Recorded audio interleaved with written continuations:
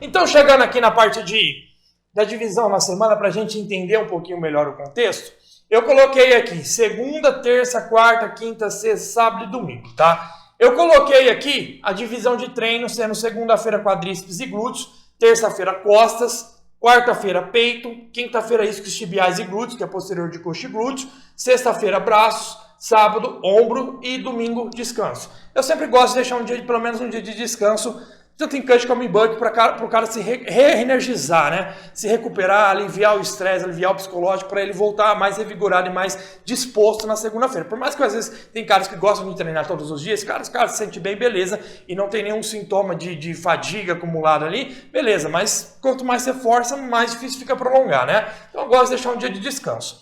Caso a pessoa treine 5 vezes na semana, você pode trazer o tríceps para depois do peito, bíceps para depois de costas, enfim, dá para manipular. Caso for uma mulher, você pode juntar ombros e braços e deixar mais um dia de pernas e glúteos aqui, tá? Então dá para trabalhar de diversas formas aqui. Divisão de treino é o menos importante a gente falar isso sobre na aula de periodização de treino que a gente aborda a divisão de treino, tá? Então, eu abordei uma dieta de ciclo de carbo aqui, eu coloquei em grama-quilo para a gente ter um entendimento melhor dessa manipulação de ciclo de carbo, tá?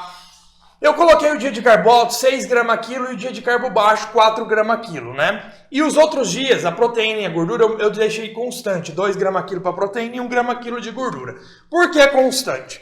Se a gente pegar o ciclo de carbo, qual é o conceito de ciclo de carbo? Os dias de carbo alto gerar uma ingestão calórica maior, no caso do bulk você gerar um superávit maior, e o dia de carbo baixo seria gerar ou um leve déficit, ou uma dieta isocalórica, ou um superávit menor. Ou seja, relação de calorias menor do que o dia alto e o dia médio.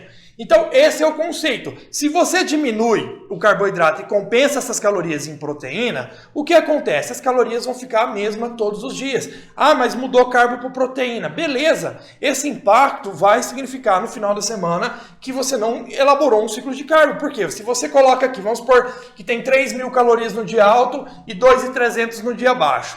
E aí você tira 700 calorias por dia abaixo, só que essas 700 calorias você adiciona em proteína e em gordura. Ou seja, todo dia fica 3.000 calorias. Chega no final da semana, você pode acabar gerando um superávit alto demais, por mais que seja em proteína, pode ganhar gordura se o superávit se o excedente for alto. Então, para manter a sensibilidade à insulina, o ideal é deixar dias de calorias menores.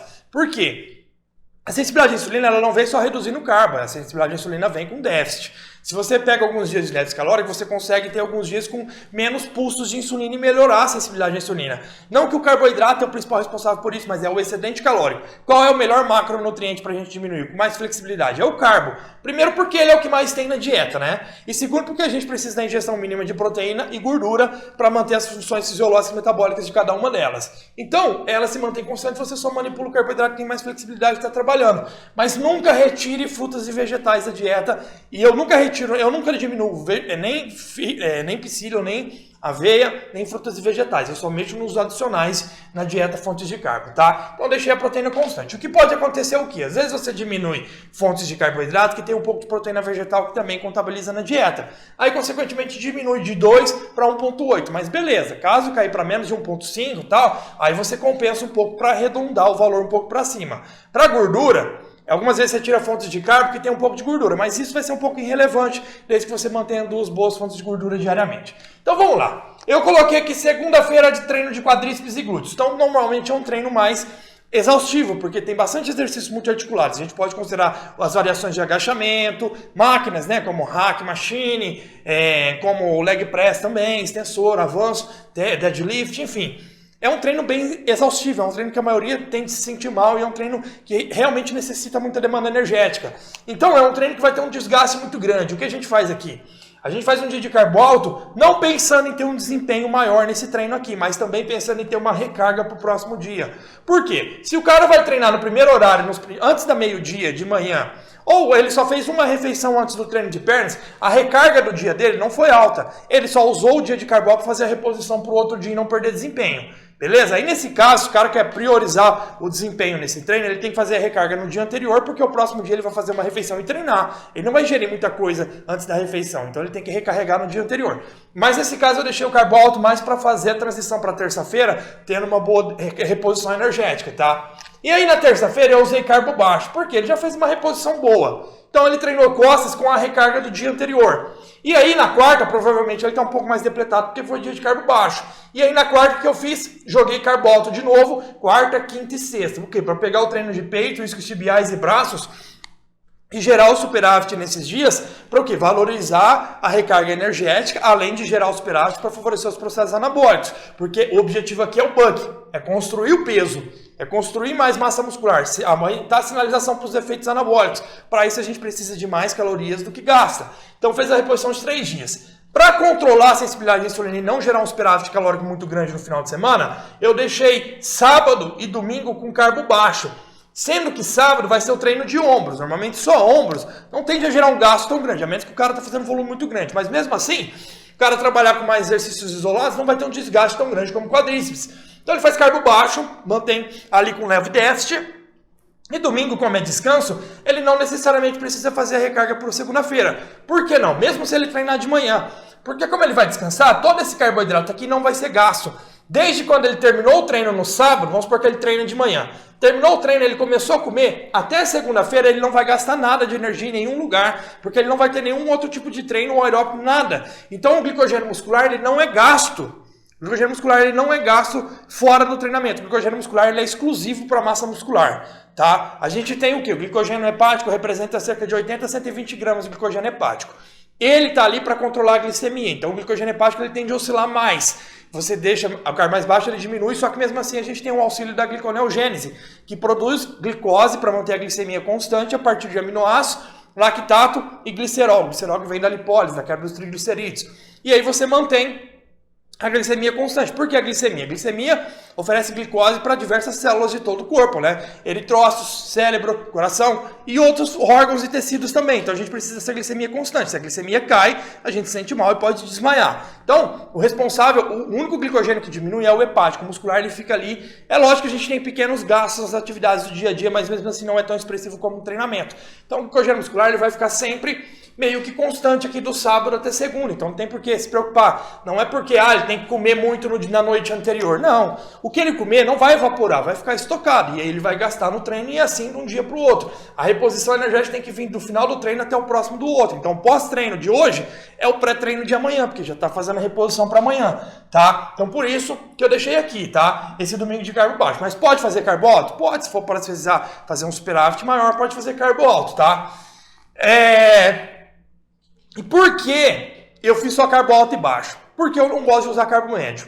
Porque é muita coisa para pensar. Pô, ontem foi alto, dois alto, um médio, 2 baixo. O cara fica perdido, é muita coisa. Você pode deixar dias fixos para facilitar, ó, segunda, quarta, sexta carbo alto, terça, quinta médio, e sábado e domingo baixo. Pode, mas mesmo assim é muito mais fácil você trabalhar com mais. Você tirar o carbo médio e distribuir as calorias do carbo médio no alto e um pouquinho no baixo. Então você deixa o dia de carbo alto com mais calorias mesmo. Poderia ser 8 gramas quilo e o baixo poderia ser 4, 3 gramas quilo. Porque você favoreceu mais as calorias no dia alto para gerar um superávit maior, enquanto gerou o déficit menor, um déficit maior nos dias baixos. Superávit alto no dia de carbo alto e déficit no dia de carbo baixo, tá? Então poderia distribuir dessa maneira. Essa contagem de 6 e 4 gramas quilo serve para todo mundo? Não. Eu estou baseando em um indivíduo que vai gastar essas calorias. Por exemplo, vamos supor que ele fez aqui, ele veio de domingo, aí na segunda-feira ele estava 200 gramas mais pesado porque ele descansou no domingo. E aí ele treinou, mas ele fez essa recarga para gerar o superávit. E aí beleza, ele vai gerar o superávit aqui e de um dia para o outro ele vai subir. De um dia para o outro ele vai subir ali mais 200 gramas. Por mais que ele treinou, ele vai subir mais 200 gramas de um dia para o outro. Só que terça foi carbo baixo, então ele vai diminuir esse peso com esse carbo baixo, talvez ali 100 gramas. Porque foi um déficit, uma diferença leve, né? E aí ele vai subir de quarta para quinta mais 200 gramas porque gerou superávit. De quinta para sexta mais 200 gramas porque gerou superávit. E aí ele vai fazer mais 200 gramas porque gerou superávit também aqui de sexta para sábado, que foi carbo alto na sexta. E do sábado para domingo, vamos supor que ele perdeu 200 gramas ali porque teve treino e o carbo baixo aqui.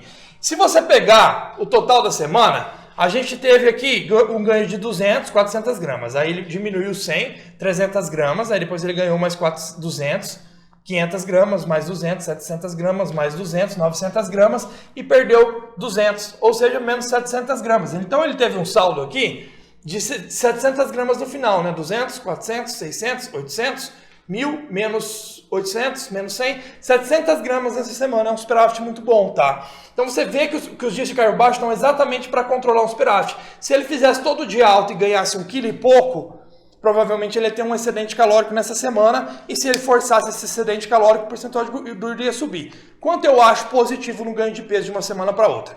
Menos de 1% do peso corporal a cada 7 a 15 dias ou até a cada 20 dias. Tem uma média de até 1%. Ou seja, vamos supor que o cara tem 100 quilos. Aqui ele ganhou 700 gramas, ou seja, 0,7% do peso corporal. Caso o cara fosse 70 quilos e ele ganhou 700 gramas, então ele ganhou 1% do peso corporal. Ainda está no limite. Deu para entender que é um superávit que controla. Se o cara vem aqui e ganha 2 quilos, é um superávit muito grande. Se ele ficar forçando isso aí, no começo é até bom, porque o percentual de gordura baixo, o cara tem muito espaço para preencher. Mas se ele forçar de mais 2 quilos toda semana, ele vai ter um bucket de 2, 3 meses, o percentual de gordura vai subir. É inevitável. Pode ter um monte de recurso. Então a gente tem que ir controlando esse superávit para ir colocando calorias, favorecendo o anabolismo e evitando ao máximo a lipogênese, tá? Caso o cara ganhou muito peso, o que você faz na próxima semana? Tira um dia de carbo alto e coloca baixo.